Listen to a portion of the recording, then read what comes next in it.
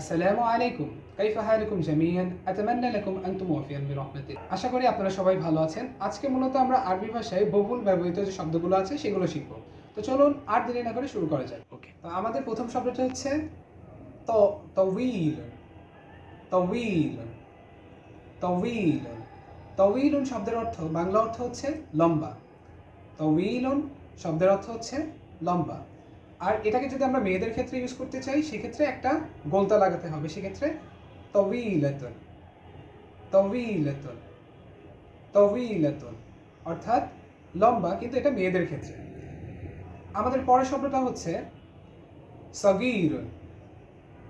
সগীরুন সগীরুন সগীরুন শব্দের অর্থ হচ্ছে ছোট। সগীরুন শব্দের অর্থ হচ্ছে ছোট। ওকে, তা আমাদের পরের শব্দটা হচ্ছে কাসীরুন। কাসীরুন কাসীরুন কাসীরুন শব্দের অর্থ হচ্ছে অনেক। কাসীরুন শব্দের অর্থ হচ্ছে অনেক। আমাদের পরের শব্দটা হচ্ছে নাশীতুন। নাশীতুন নাশীতুন নাশীতুন শব্দের অর্থ হচ্ছে কর্মঠ। নাশীতুন শব্দের অর্থ হচ্ছে কর্মঠ, যেটাকে আমরা ইংরেজিতে অ্যাক্টিভ বলে থাকি। আর এই শব্দটা যদি আমরা মেয়েদের ক্ষেত্রে ব্যবহার করতে চাই সেক্ষেত্রে হবে হচ্ছে নাশীতাতুন। নাশীতাতুন নাশীতাতুন অর্থাৎ শব্দের শেষে একটা বলতে হবে। আমাদের পরের শব্দটা হচ্ছে কুরসিয়ুন।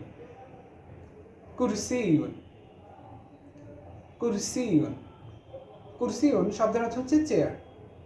কুরসিয়ুন শব্দের অর্থ হচ্ছে চেয়ার। আমাদের পরের শব্দটা হচ্ছে কিতাবুন। কিতাবুন কিতাবুন কিতাবুন শব্দের অর্থ হচ্ছে বই। কিতাবুন শব্দের অর্থ হচ্ছে বই।